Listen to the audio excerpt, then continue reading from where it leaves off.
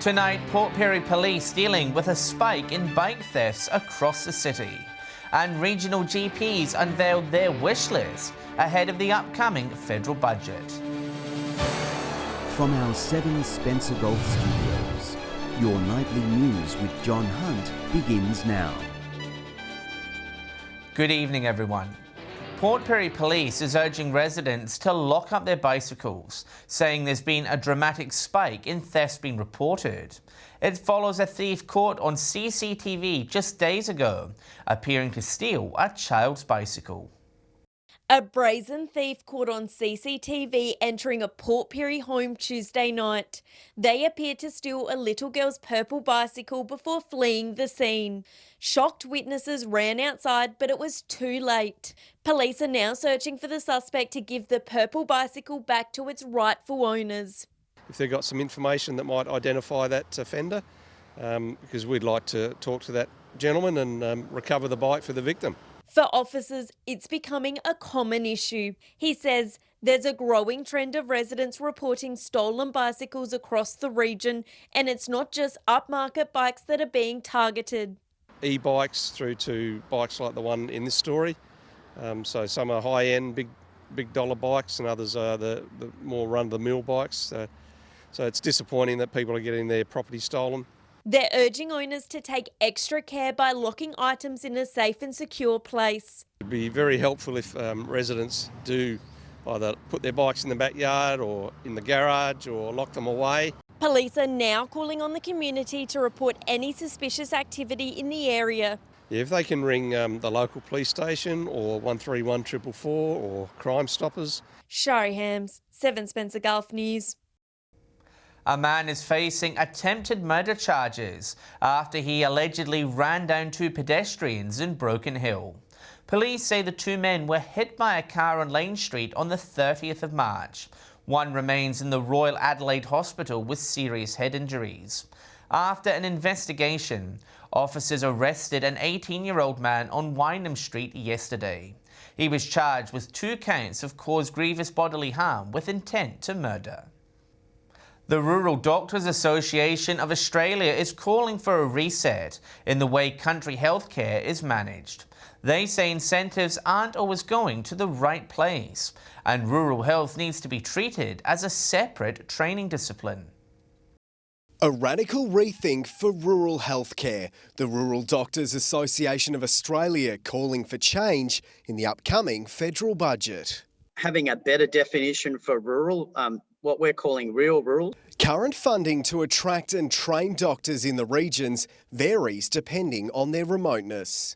Unfortunately, many of those programs are actually funding what we call modified Monash Level 2, which is large regional centres. That level includes cities like Wollongong and Albury, a far cry from the far west. There's over $1 billion being invested in this. And unfortunately, a large proportion of that money doesn't actually get to the coalface. The RDAA believes practicing in rural areas requires a different skill set. The Regional Health Minister says that's being addressed.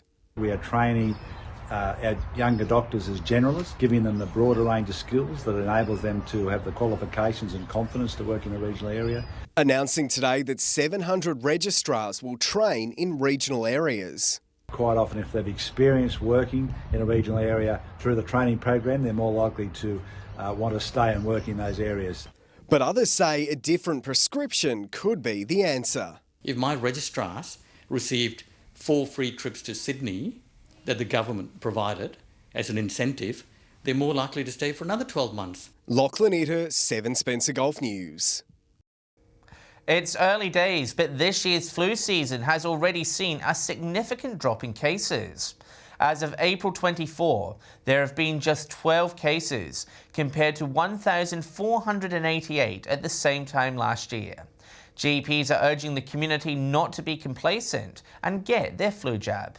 People have been socially distancing, washing their hands, wearing masks and all those other things that prevent transmission of viral illness. That doesn't mean, though, we shouldn't get the vaccine because influenza can bob up tomorrow.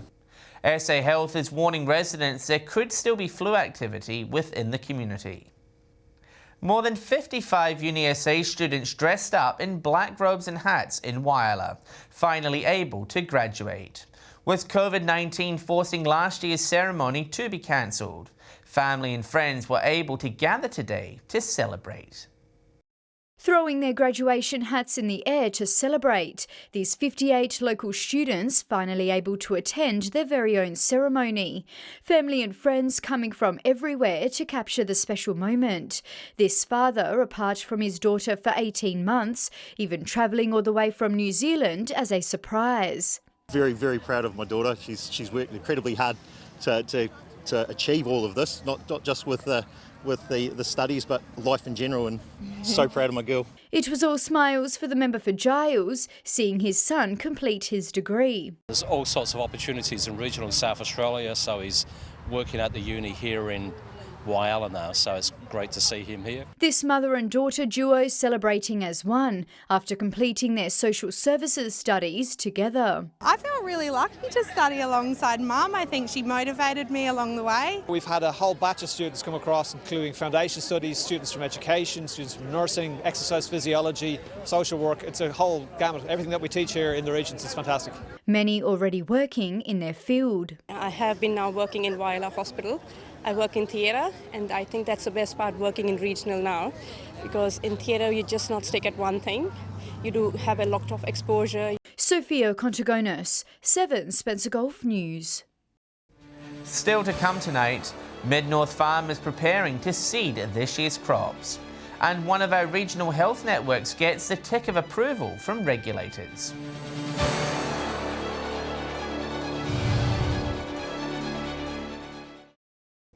Welcome back.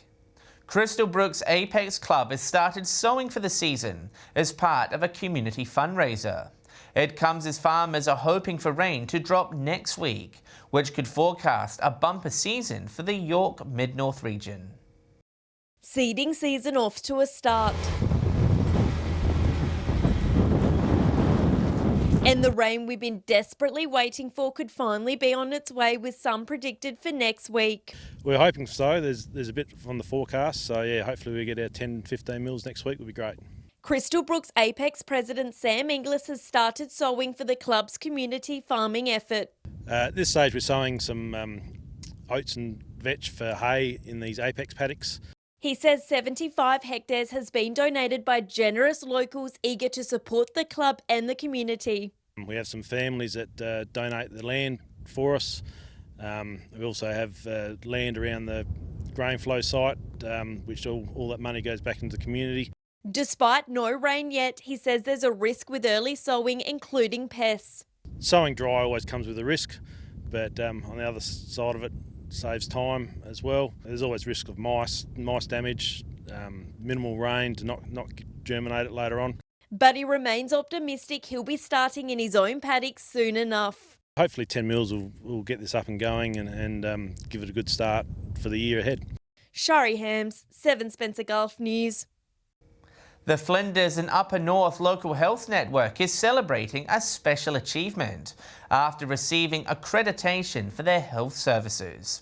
The CEO says the outcome is a credit to the progress made throughout the COVID-19 pandemic. Celebrating their clean bill of health. The Flinders and Upper North Local Health Network receiving its 3-year accreditation across all health services, having met the National Safety and Quality Health Service standards. It's a recognition of the high level of safety and quality that operates in our units. The Port Augusta Hospital marking the occasion, with staff from Hawker, Quorn, Roxby Downs, Lee Creek and Whyalla chiming in via Zoom. I'm really proud to say that we are, at the highest level ranking in regards to performance and requirements under our agreement with SA Health. The CEO crediting the achievement to progress staff made throughout COVID, managing to improve patient care while battling against the changing pandemic crisis. Accreditation in itself might be a goal, but it really is just a measure of the safety and quality services that we provide.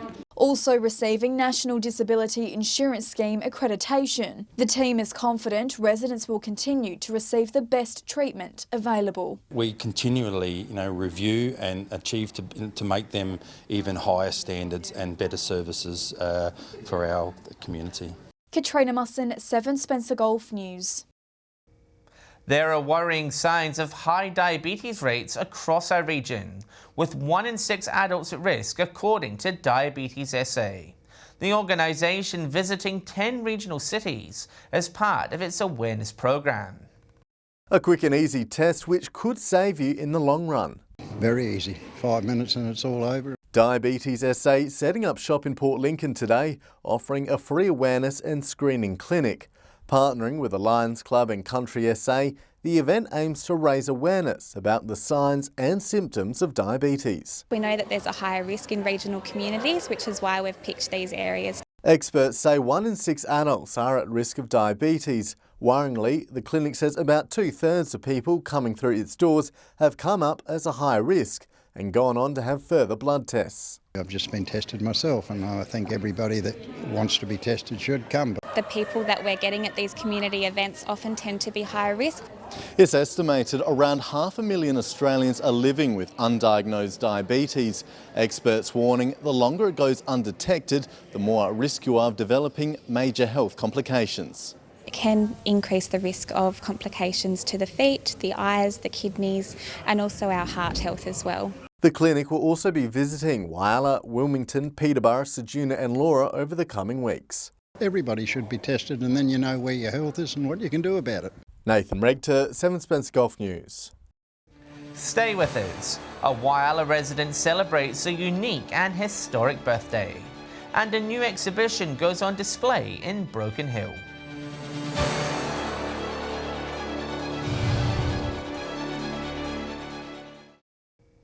A 100-year-old Whyalla woman is starting her birthday celebrations early this year, turning 101 in less than a week. Her family and friends spent today showering her with love, planning a big party to celebrate the milestone. Giving her mum a big hug and kiss, this Whyalla local soon turning 101. Well, I don't feel any different than what I did when I was 60. With last year's celebrations put on hold due to COVID, the family were forced to get creative, organising a car show and a huge banner to show Lorna their love. It felt as though it wasn't finished. Recreating the intended celebrations, the family made up of 5 children, 14 grandchildren, 18 great-grandchildren and even 1 great-great-grandchild are travelling to Whyalla to throw a party 101 years in the making. We're pretty proud of her and we hope that we'll carry on and we'll reach 101. It's good to see she's so fit and healthy, still active. Yeah, she's just amazing. Lorna moved to Whyalla when she was 20, spending her youth looking after her beautiful children and doing what she loves. Sewing, knitting, all that.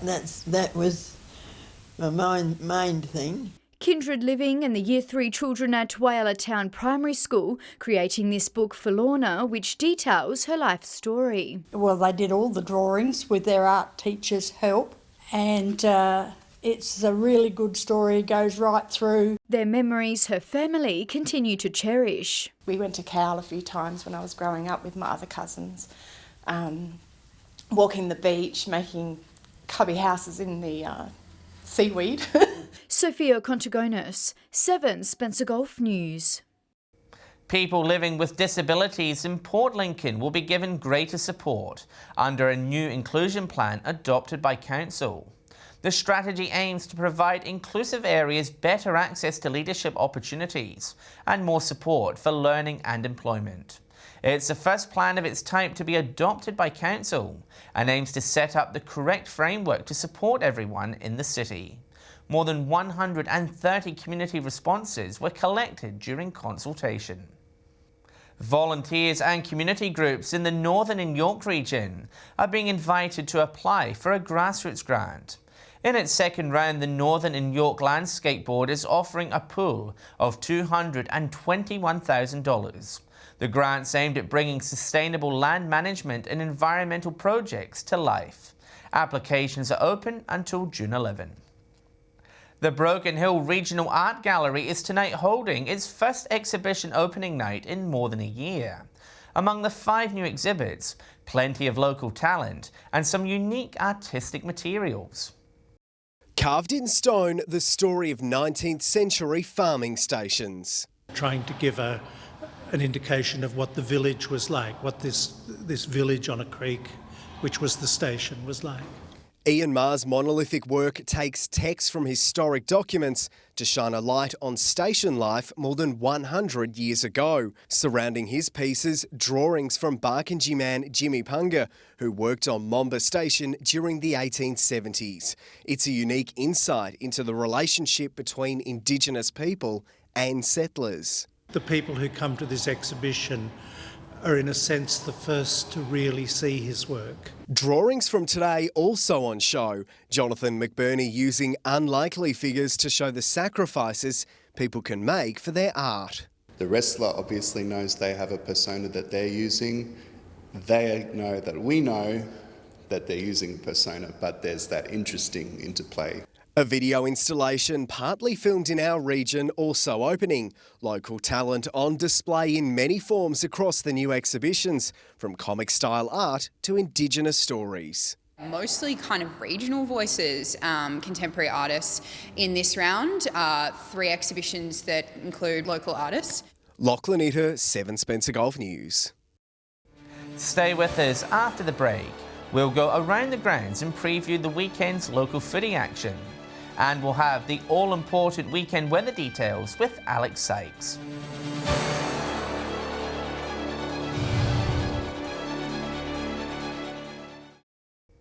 Hello again. Top of the table clashes in both Broken Hill and Whyalla are the highlights in local footy this weekend.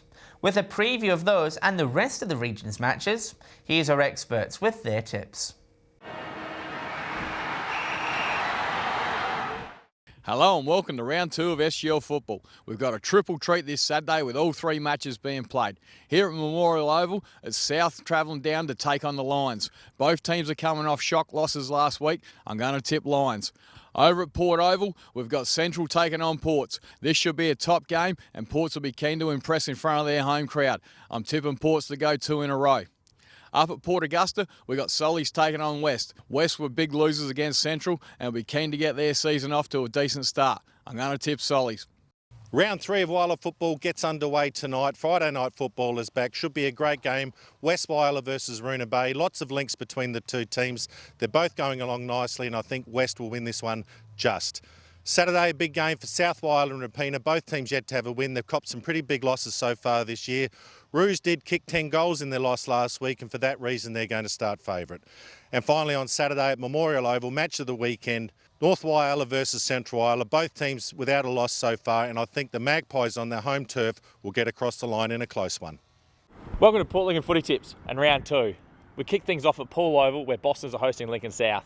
I think I'm tipping Lincoln South to win this one and win this one by 6 goals. In the next game, a match of the round, we've got Waybacks hosting Marlborough Range at Centenary Oval. If you've got nothing to do Saturday afternoon, I highly recommend coming down. I'm tipping Marlborough Range to win this one and win this one by 5 goals. In the final match, which is a night game at Ravendale Oval, we see Tasman's hosting Mallee Park. I think Mallee Park are going to be too strong, but win this one in a nail biter, less than 10 points. The whole lot of this weekend's football will be a top-of-the-table clash between West, who are undefeated, and South, who have dominated the competition for the last 3 or 4 years. In the opening round, West had too much pace, put too much pressure on South, and they faltered. Can the Roos bounce back? I don't know. Westies will get a few players back this weekend. I think they'll stay on top. In the other game, North plays Central. The Magpies, Central, are having a fair income crack, but they just lack a bit of polish. The Bulldogs, too strong at Memorial Oval. Time now to check on what the weather will be like for the footy and the rest of the weekend's activities. With the details, it's good evening to Alex Sykes. Thanks, John. It was a perfect day today with the sun shining across our region, but those conditions are not holding on for the weekend, but more on that a little further down the bulletin. From 3 p.m. today, Port Augusta was sunny and 29, a degree cooler in Port Pirie 28, and Clare reached 25 degrees. Looking further out across the region now, Whyalla and Port Lincoln 28 degrees, Broken Hill 26, Woodna, Kadina, Cleve and Cooper Pedy all reached 27. Adelaide was sunny and 25. Taking a look at the satellite image now, high jet stream cloud on the south and west is not rain-bearing. Clear skies further north and east due to a dry air mass and high pressure ridge. Moving on to tomorrow's weather outlook now, and we'll start with the Gulf waters. North to northeasterly winds 10 knots, seas around 1 metre, and south to southwesterly swell 1 to 1.5 metres. Port Lincoln partly cloudy 27 degrees, possible dust, winds easing in Cleve 28 degrees there, possible raised dust in Woodna 29.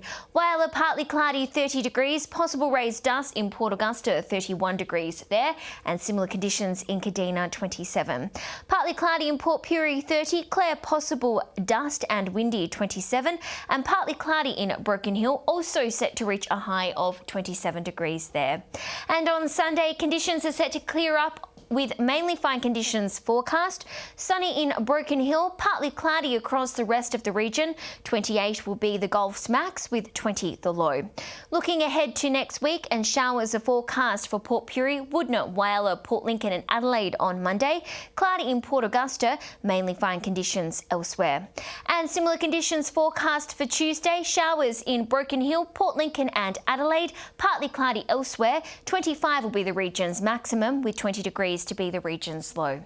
And that's all the weather from me for tonight. Despite the conditions, I hope everyone has a lovely weekend. Back to you, John. Thanks, Alex, and that's the local news for tonight and the week. Just a reminder, you can keep up and catch up with us on social media at our Facebook, Twitter and YouTube pages. I'm John Hunt, thanks for joining us. I'll have updates later, and Ruby Kemain will join you on Monday night at 7 p.m. Until then, have a great weekend. Good night.